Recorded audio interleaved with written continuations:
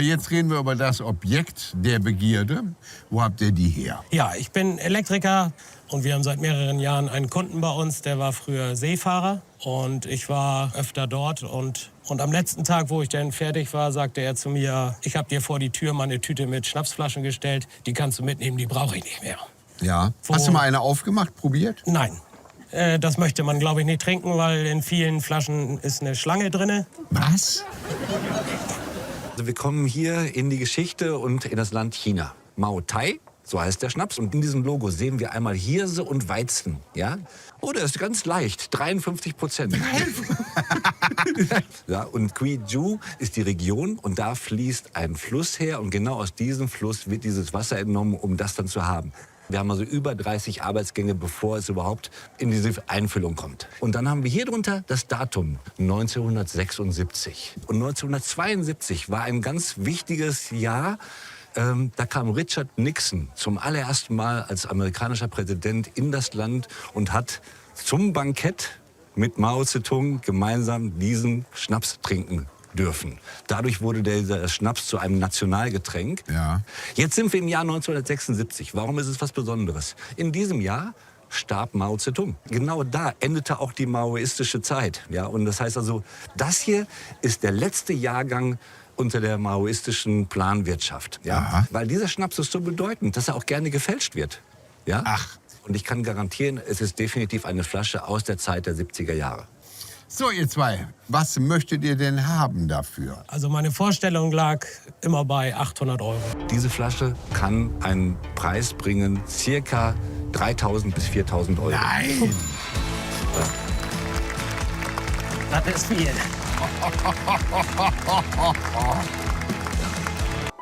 Da guckt schon. Nein, das ist... Was? Und Hallo. Wir grüßen Sie. Was ist das Besondere daran? Der Mao Zedong und Richard Nixon aus den USA haben sich dort zusammen eingetrunken, sag ich mal davon, beim Treffen. okay. Das war die Öffnung Chinas für den Westen. Die Chinesen, für die ist das was ganz Tolles. Das ist wie bei uns, wenn man einen 100 Jahre alten Whisky hat oder sowas. Ja. Ich stehe bei 500. 600, 700. 800, 900. 1000. Deswegen riskiere ich die 4000. Und dann gebe ich 4,3. Dann gebe ich 4,5. Hier 8. Ich bin raus. Darf ich Ihnen den Alkohol abkaufen? Lieben gern. Sehr gut. 4.800 €. Wow. machen wir. 4.000. 1, 2, 3, 4, 5, 6, 7, 8. Dankeschön. Es hat mich sehr gefreut. Vielen Dank.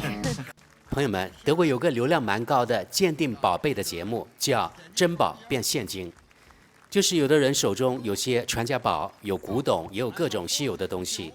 电视台请一个专家先进行鉴定，然后稀有物的主人心里有底了，拿着这个东西去一个竞标组那里拍卖，整个过程还是蛮精彩的。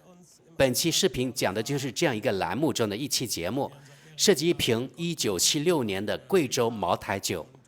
一个德国电工帮一位德国退休老水手修电路，修了好几年。活干完最后一天，老水手说：“我在你门口放了一袋酒瓶，不要了，你拿走吧。”电工说：“我没敢喝，因为有好几瓶里面泡着蛇。”这情节一旦出现在屏幕上，德国观众就笑了，主持人也笑了，但没人知道，就在那袋废瓶子里有一瓶东西，价值远不止笑声。那是什么东西呢？是一瓶酒。节目里的专家一眼就认出来了，他说：“这个标志，这个瓶形，这个颜色，来自很远很远的地方，来自中国。这是茅台。”他说，然后他开始介绍高粱和小麦酿造，取材于贵州赤水河的河水，在陶坛里窖藏3到5年，9次蒸馏，8次发酵，7次取酒，整个工序超过30道。主持人问：“这是塑料瓶吗？”专家说：“不是，是玻璃的，手工吹制，连打磨都没有。”德国观众可能没想到，这个粗糙才是真品的证明。接着，专家轻描淡写地说：“度数不高，只有53度。”现场笑声再次爆发。德国人觉得这哪里是度数低呀？这根本是工业溶剂。朋友们，我在这里补充一下，因为在德国很少人能够喝53度或者更多的这种高度酒。一般都没有那么烈。那么这瓶酒见证了什么？然后专家说了一句话，现场气氛从调侃变成了认真。他说这瓶酒的年份是1976年，然后他介绍1972年尼克松第一次踏上中国土地，作为美国总统，在国宴上和毛泽东喝了茅台。那之后，茅台成了中国的国酒，而这瓶酒的年份是1976年。1976年是什么年份？那一年是毛泽东去世的年份，所以这瓶茅台是毛泽东时代最后一个年份。计划经济体制下生产的最后一瓶茅台，它不只是一瓶酒，它是一个时代的终点。主持人问：这瓶酒会被仿制吗？专家说：当然，茅台是全球仿造最多的烈酒之一。他拿起瓶子解释真品的鉴定方法：玻璃手工吹制，轻微不均匀，有气泡痕迹，标签是丝网印刷，不是数码印刷。瓶口的蜡封因为53度酒精的溶解作用，自然老化脱落，不是人为开过，是时间自己打开的。然后他说：我可以确认，这是一瓶真正的70年代茅台。然后进入节目的第3部分，800欧元还是4000欧元？这瓶酒的价值是800欧元还是4000欧元？主持人问电工夫妇：你们想卖多少钱？男主角说：我的心理价位一直是800欧元。专家笑了，然后说：这瓶酒可以卖到3000到4000欧元。电工在那里石化了大概2秒，他的伴侣也愣住了，然后全场鼓掌。主持人开了个玩笑：你这个电工现在雇不起你了。800欧元是电工自己估的价，3000到4000欧元是专家给的区间，这中间差了至多5倍。这不是电工的错，他本来就不知道这是什么东西。那袋酒瓶，老水手说不要了，你拿走。也许老水手自己也不知道。然后到了这档节目的第4段，拍卖现场。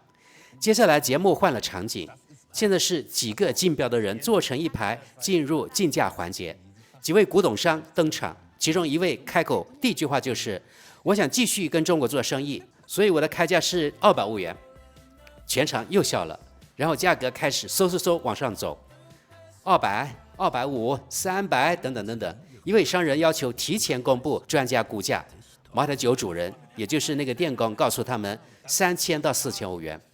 于是那位商人说：那我们走在正确的路上，竞价继续，1000、1500、2000，甚至其中一位商人叫价2222。他说这是个9号，这是德语双关词啊，一指呢重复数字，说不定是个好兆头。他说价格升到3333，又是一个9号，现场笑声和竞价同步上升。最后一个叫法比昂的古董商以4800欧元拿下了这瓶酒。电工拿到手的现金4800欧元，票子一张一张数出来，放在他手上。他说我真没想到。他的伴侣说我也没想到。然后2个人互相看了一眼。主持人说：来，我们喝一杯庆祝。镜头里一瓶不知道从哪里摸出来的茅台被打开了，当然不是这瓶竞标的茅台，但意识到了这件事值得想一想。一个德国电工帮老水手修了多年电路，临走时老水手把一袋不需要的酒瓶送给他，那个袋子里有泡蛇的瓶子，有杂七杂八的烈酒，也有一瓶1976年的茅台。电工没喝，因为有蛇吓到他了。结果这瓶酒完好保存下来，拍出4800欧元高价。大家想想，如果当年他随手喝了，这个故事呢就不存在了，对不对？但更值得想的是另一件事，那位老水手是退休的海员，可能到过中国，可能是他从中国带回了这瓶酒。他说不需要了，把它连同其他瓶子一起放在门口。他真的不知道这瓶酒的价值吗？还是他已经知道，但那个年纪那个状态，他更在乎把它送给一个值得信赖的人？咱们不知道。但有一点可以确定，这瓶酒在德国那个水手家里可能躺了几十年，但到目前为止没有一个德国人知道它真正值多少钱。直到它出现在鉴宝节目上，专家认出它，说出这个数字3000到4000欧元，然后古董商们抢到4800欧元，因为他们知道这瓶酒的未来买家在中国，不在德国。于是来到这期德国节目的最后了啊。1972年，茅台因为尼克松和毛泽东的一次碰杯走向了世界。1976年，毛泽东去世的那一年，最后一批计划经济茅台装瓶封存。50年后，其中一瓶在德国鉴宝节目上出现，被几个古董商用欧元竞购。电工拿着4800欧元回家了，古董商拿着茅台去找他的中国客户了，而那瓶酒带着他见过的那个年代继续流通，只是不知道下一个打开它的人会是谁。好的，这就是本期节目的总结。接着我们就看网友评论，看观众评论哦。怎么看第一条评论？这瓶茅台已经50岁了，是留着升值还是直接喝掉？这是节目官方账号留言，用问题挑动讨论，说明节目组自己也知道这期有话题性。继续往下，第二条评论：1976年的茅台在中国市场价高达15万元人民币，折合约1.9万欧元，所以4800欧元买到，如果是真品的话，不算坏交易。第三条评论：说实话，这款茅台如果保存完好，在中国能卖到3万欧元。第四条评论：太有意思了，我真没想到古董商会出这么高的价，而且很棒。在这档节目中，终于看到不只是艺术品或珠宝了，看到别的东西正好。第五条评论：我真心为卖家高兴，老年水手给的这笔小费可真够丰厚的，呵呵。第六条评论：这两个人应该买张去中国的机票，在那边把酒卖掉，肯定能多拿不少。第七条评论：4800欧元买下那瓶酒，买家发表之后，自己也得来一口壮胆吧。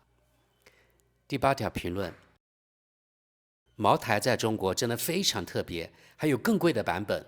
我以前的老板是中国人，他办公室里常备茅台。第九条评论：这个酒是稀有收藏品，目前拍卖价在1.4万到2.8万美元之间，买家捡了个大便宜。第10条评论：其实现在的市价是1万到2万欧元。第11条评：光是瓶子没有外包装盒，价值肯定在1万欧元以上。根据网上信息，这个年份在中国的收购价是8万到12万人民币。第12条评论：我奶奶也许在地窖里还有瓶70年代的野格猎人呢。德国之士说明，这是一则轻松的玩笑。野格猎人是德国本土烈酒品牌，反差效果来自茅台和野格猎人之间的价格鸿沟，因为这个野格猎人是比较便宜的，意思是说不定我家也有宝贝。第13条评论：太好看了，从加拿大送上祝贺。第14条评论：上周我刚从中国回来，电梯里都是茅台经销商的广告，价值远超1万欧元。我觉得这瓶老茅台也应该超过5000欧元，要想卖好价，得自己飞去中国找买家。现在一瓶新版茅台就要200到300欧元，特别版更贵。作为欧洲人很难理解，苏格兰 whisky 得窖藏18年才能卖到这个价格，连空瓶在中国都能卖出去，到处都有商人，也到处都有假货。我想带一小瓶茅台50到100毫升当伴手礼，结果发现要折合约120欧元，直接傻眼了。第15条评论：我当时就在录制现场的观众席里，第一眼看到这个酒瓶时，我还以为只是节目道具，里面装的是刷厕所的清洁剂呢。第16条评论：收藏家这群人真是很奇葩，花4800欧元买一瓶慢慢往屋子里挥发的溶剂，人心所愿，即是天堂。精彩的竞价对决，恭喜买家发表和卖家。第17条评论：太夸张了吧。第18条评论：世间无奇不有，虽说我本人对这类藏品没什么情节，但还是觉得大开眼界，成交很漂亮，替买家感到高兴。第19条评论：有钱的中国人轻轻松松就能花5位数欧元拿下它，这酒近乎无价，象征意义极强，作为送给中国高层精英的礼品，价值远超黄金。第20条评论，也就那样，品相完好的70年的茅台，心理承受价位上限就在1万欧元。第22条评论，哇，太厉害了，我都看呆了，进价高的离谱，卖家血赚。第23条评论，还有祖辈手工打造的名贵首饰，反倒卖得比原材料本身还便宜呢。第24条评论，这瓶酒在中国至少值7000欧元，虽说酒业已经有点挥发变淡了，那位红衣买家赚大了。我是中国人，我父亲特别爱收藏老酒，所以行情我很清楚。第25条评论，笨鸟也有撞大运的时候，这种临场反应真不是谁都能想到的。第26条评论，沃夫冈听到专家估价时，那脸错愕的表情简直绝了。第27条评论，我家里也有一瓶，是我祖父当年从中国带回来的，就是封膜已经掉了，请问在哪里能出手这瓶酒？第28条评论，4800欧元都够开瓶这酒，直接碰杯畅饮了。第29条评论，要是瓶身上的星星换成向日葵，价格还能再翻10倍。第30条评论，必须给那位电工顾客点个赞，这份礼物太有排面了。第31条评论，这老酒的酒气怕是都飘满交易大厅了。第32条评论，看得太刺激了，换我肯定绝不会花这么多钱，不过各有所好，对吧？向你们问好。第33条评论，妥妥价值1万欧元，在我看来，专家估得太低了。每次听到这些专家报价，我都想问他们，你能按这个估价帮我收来吗？真正懂行做生意的人根本不会上节目做估价，没必要。藏品的出身、年份、材质、背后故事和专业估价跟真实商业行情完全是两码事。所以节目组至少该给商家5分钟时间，临时查资料做功课，免得一脸茫然。这几分钟完全可以放进节目流程里，说不定反而更有看点呢。第34条评论，这酒在中国至少5万欧元起步。第35条评论，要是专家能报出进货底价就好了，这样商家就没法拿要赚钱当借口砍价了。第36条评论，太离谱了。第37条评论，这瓶酒产自我的家乡贵州贵阳，茅台是顶级好酒。第38条评论，简直离谱至极。第39条评论，成交价还算合理，但我还是偏爱农业朗姆酒，酒劲更足，在我看来口感也更好。来自法属安德烈斯群岛的问候。第40条评论，这款藏品在中国拍卖市场行情价约12500欧元。第41条评论，这瓶酒稳稳价值2万至4万欧元。第42条评论，我们婚礼上就用茅台招待过宾客，不过是普通款，一瓶大概200-300欧元。第43条评论，这些商家简直疯了。第44条评论，这是一段有特殊意义的往事。1971年乒乓外交是中国对西方开放的开端。中国乒乓球队在日本和美国进行友谊赛，随后美方受邀前往北京，后续外交会谈促成1972年尼克松正式访华。这款老牌茅台的特别之处在于酒标，在毛主席去世后，酒标样式就更改了。第45条评论，从明天起我也囤茅台，存着坐等升值。第46条评论，要是我在地窖翻出这么一瓶，估计立即当废品扔了。第47条评论，这价格真不算贵，我家里也有好几瓶茅台，当然年份没这么老。第48条评论：几位女嘉宾颜值气质绝了，穿搭也超好看。第49条评论：实在搞不懂现在为什么还有人愿意花这么多钱买这个，理解不了呀。第50条评论：这人捡到大漏了，这类藏品拍卖记录已经超过4万美元。第51条评论：我刚随手查了下，买家这波确实赚翻了，捡了个好价钱。最后一条评论：看全球各大拍卖行行情，这类茅台起拍价都在5000欧元起，还分很多版本品类。史上成交价最高的是一整箱原装木盒24瓶，品相完美，在一场拍卖会上拍到了100万英镑，折合110万欧元，还得另加拍卖佣金。好的，朋友们，本期节目到此为止。